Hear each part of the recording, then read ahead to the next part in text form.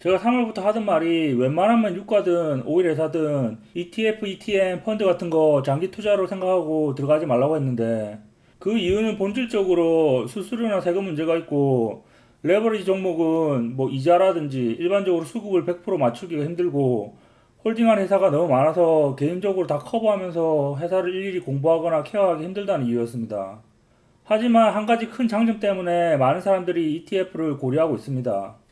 장점, 석유회사 ETF를 사는 이유와 유일한 장점은 위기 관리입니다. 뭐 포트폴리오에 오일을 하나 넣고 싶은데 뭐 이쪽에 대해서는 아무것도 모르겠고 배울 시간도 없고 그렇다고 뭐 아무거나 대충 샀다가 그 회사만의 특정 이유로 망할 수도 있으니까 더 자세하게 이야기하면 드릴링이나 원유캐는 업스트림, 파이프라인으로 오일을 배달하고 때에 따라서는 저장고에 저장하는 미드스트림, 원유 정제하는 정류소와 뭐 주유소 같은 디스트리뷰션, 이런 오일 전반에 골고루 투자하는 게 가능해서 나쁜 시장에서는 일종의 서로 해지 역할이 가능하고 뭐 예를 들면 유가가 내려가면 업스트림은 별로지만 다운스트림의 정유소나 주유소는 가격이 내려가니까 사람들이 많이 사서 이득을 볼 수 있고 그런 스트림 간의 해지 역할이 가능합니다. 또 나쁜 일뿐만 아니라 회사별로 좋은 일도 골고루 뭐 많이는 아니더라도 받을 수 있는 장점이 있을 테고 그 외에 두 배, 세 배 같은 레버리지 투자가 가능하다는 점, 또 개별로 쇼팅하지 않아도 간단하게 하방으로 거는 인버스 ETF를 살 수 있다는 점 등이 있습니다. 단점, 그 외 전부. 특히 수수료 부분이 아마 가장 클 겁니다. 뭐 ETF 회사도 먹고 살아야죠. 수수료, 관리자 월급도 줘야 하고 뭐 관리 서비스와 마케팅 비용 등등 여러 비용이 듭니다. 특히 펀드 수수료처럼 시간이 지남에 따라 복합적이라 기간이 길어질수록 손실이 커집니다. 뭐 그 외에 내 마음대로 뭐 좋아하는 회사나 퍼센테이지를 정하지 못한다거나 뭐 그런데 그런 건 뭐 직접 투자해야죠. 고려해야 할 사항, 홀딩, 무슨 주식을 사고 있냐, 무슨 패를 쥐고 있냐, 뭐 근데 패를 까보면 전부 다 엑소 아니면 쉐브론인데 엑손이나 쉐브론은 나쁘다는 이야기가 아니라 뭐 그럴 거면 그냥 엑손이나 쉐브론 사면 되는데 어차피 두 회사 다 인티그레이트라 뭐 미드, 다운 다 가지고 있고 뭐 주유소까지 있는데 뭐 업스트림, 미드스트림, 다운스트림 섞어보려고 ETF 하는 건데 다 있는 회사를 넣을 거면 뭐 굳이 낮은 비용 위에서 말했듯이 장기적으로 보면 꽤 클 수 있기 때문에 잘 생각해 봐야 됩니다. 관리 자산 규모 큰 펀드를 선택해야 혼란한 장에서 안전하고 문제가 되지 않고 뭐 방만하게 운영하는 ETF가 생각보다 많습니다. 그래서 어느 정도 역사와 규모가 있는 애들 아니면 선택 안 하는 게 더 나을 수도 있습니다. XLE, S&P 500에 포함된 회사 위주로 보유하고 있는 뭐 펀드입니다. 장점은 대형 석유 회사가 소규모 회사보다 변동성이 적다는 건데 뭐 평상시에는 괜찮아 보이지만 지금 오일 회사 주식들이 다 바닥인 시점에서 변동성이 적다는 건 가장 안 오를 거란 말입니다. 어차피 대기업 중에 많이 떨어진 회사도 드물고 그 말인즉슨 별로 먹을 게 없다는 말인데 그리고 쉐브론과 엑선이 반반 정도에 거의 몰빵돼 있는데 쉐브론이나 엑선 자체가 앞에서 말했듯이 모든 스트림을 다 가지고 있어서 이율 생각해보면 ETF 장점이 좀 반감되는 느낌입니다. 가장 유명하고 큰 종목으로 수수료는 싼 편입니다. 이 상품에서 두 배 레버리지 상품이 ERX 정도라고 보시면 되겠습니다. VDE 원래 보험회사도 그렇고 옆 회사 히트 상품이 있으면 다른 회사에서 다 카피하죠. 근데 뭐 그냥 카피하면 특색이 없으니까 뭐 아이돌 그룹도 새 그룹이 나오면 기존 그룹에 비해서 멤버 수가 는다든지 그런 것처럼 엑셀이를 포함해서 100개 이상의 광범위한 석유 가스 주식들을 포함합니다. 근데 보시면 알겠지만 상위 15개 홀딩은 엑셀이랑 비슷하고 뭐 가지 퍼센테이지도 비슷합니다. 나머지 아주 적은 퍼센테이지로 뭐 작은 애들 여러 갈라 먹어봤자 아웃컴의 큰 차이는 별로 없을 걸로 보입니다. 그래도 장점은 뭐 비용이 약간 더 적으면서 더 많은 반찬이 나온다는 거? 그 정도?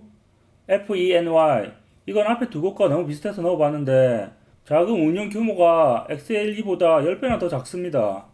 어차피 홀딩하는 건 마찬가지인데 후발주다 보니 뭐 비용이 좀 더 싸게 책정되어 있습니다.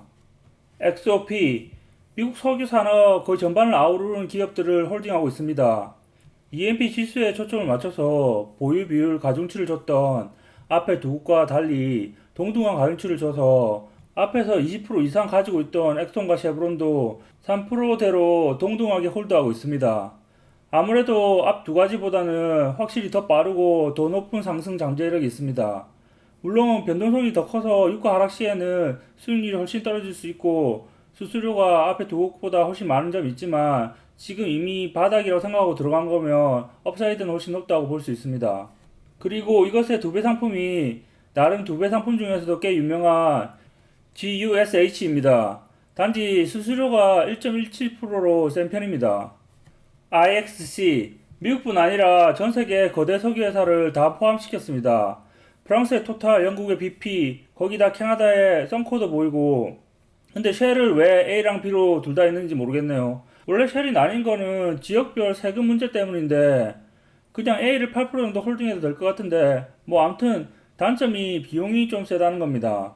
다음은 두 배 레버리지 상품 중에 앞에서 언급했던 ERX나 거시 말고 드립이라고 DRIP라는 게 있는데 이 회사는 오일 회사들뿐만 아니라 천연가스 전문 기업을 비율을 높여서 출시한 상품인데 이미 많이 올라서 엄청 장기적으로 보지 않는 한 지금은 별로 먹을 게 오일보다는 없을 것 같습니다. 마지막으로 3배짜리 중에 NRGU라고 어떤 분께서 소개하시면서 추천하는 포인트를 주시던데 첫째는 오일 업계가 바닥이다. 어차피 이거 동의하지 않으면 오일 주식을 살 일이 없는 거죠. 둘째, 미국 오일 업계가 결국 도산할 애들은 망하고 큰 업체들이 재편할 거라고 말씀하셨는데 저도 어느 정도 동의합니다. 근데 여기서 문제가 두 가지인데 첫째는 망할 애들은 이미 치킨 게임 초반에 다 망했습니다. 그때 싸다고 인수도 많이 했는데 저번 글에서도 말했지만 3분의 2가 지금 유가 아래서는 오히려 손해를 보고 있습니다. 치킨 게임 후 거래된 매물 50개 중에 30개 이상이 브렌트 유가로 50불은 넘어야 당시 투자금 대비해서 본전치기가 가능한데 WTI 유가 50불도 아니고 브렌트면 WTI로 치면 적어도 55에서 60 이상이 돼야 된다는 소린데요. 지금 NRGU가 홀딩한 탑 15개 업체 중에서 M&A가 가능할 여력이 있는 업체는 솔직히 쉐브론 말고는 크게 안 보입니다. 굳이 더 넣자면 코노코필립스나 EOG 정도인데 사실 대부분이 자기 앞가림하기도 바쁩니다. 세 번째는 대기업의 특징이 새로운 거에 느리다는 건데 쉘 역시 중소오일 회사들이 만들어낸 혁명입니다. 거대 기업들은 대부분 셰일에 진입이 늦었습니다. 네 번째가 가장 중요한 포인트인데 실제로 대기업에서 먹고 뭐 재편이 되고 해피엔딩으로 끝났다. 아마 장기적인 면에서 보면 도움이 될 겁니다.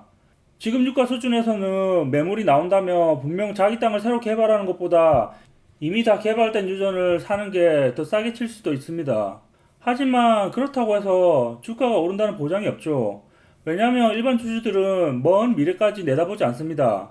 최대한 빨리 자기 돈을 불려서 나가려고 하지.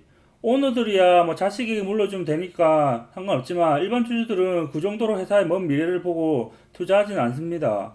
오히려 요즘같이 한시 앞을 내다보기 힘든 오일업계 상황이라면 오히려 먼 미래까지 내다보는 프로젝트가 진행되면 당장은 주가가 더 내릴 수도 있습니다.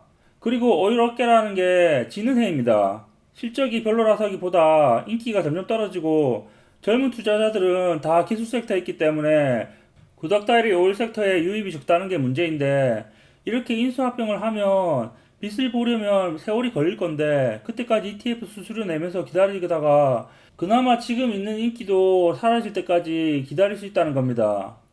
오일 업계는 전기차나 뭐 재생에너지 그런 걸 다 떠나서 뭐 짧게는 5년 길게는 10년 그 전에 뭐 저평가되어 있는 거 다 먹고 쓱 빠져야지 그때 돼서 뭐 다시 올 때는 쇼팅을 해야 합니다. 결론적으로 말하면 저는 OBB를 살 겁니다. 하지만 꼭 ETF를 산다면 GUSH나 NRGU를 고려해 볼 것 같습니다. 하지만 절대 하루 이상 장기로 사용하지는 않을 것 같습니다. 차라리 레버리지를 원하면 옵션이 나을 것 같습니다. 특히 3배짜리는 완벽한 제품이 존재하지 않고 10% 올랐다고 30% 먹는 게 아닙니다. 차라리 유가지수 3배짜리라면 하루 종일 실시간 모니터링 하면서 패턴 단타라도 칠 텐데 이거는 뭐 120% 도박이기 때문에 운 나쁘면 정말 골로 갑니다. 복리로 가기 때문에 극단적인 예로 하루에 33% 하락한다면 그냥 끝나는 게임이죠. 첫 거래에 타격을 입고 시작하면 진정 공포를 맛보시게 될 겁니다. 거기에 비싼 비용은 덤이고 정확한 단기 시장 타이밍을 갖춘 프로가 아니라면 절대 추천하지 않습니다. 그리고 지금 우리가 오일이 너무 저평가라다 보니 이번 사이클에서 먹고 있지만 이번 사이클이 지나면 미래는 오일 회사는 재정 상태가 안 좋은 애들 위주로 쇼팅을 해야 합니다. 금도 지금 점점 피크를 향해 치닫고 있는데 마이너스 금리가 영원할 것도 아니고 결국 쇼팅해야 할 타이밍이 옵니다.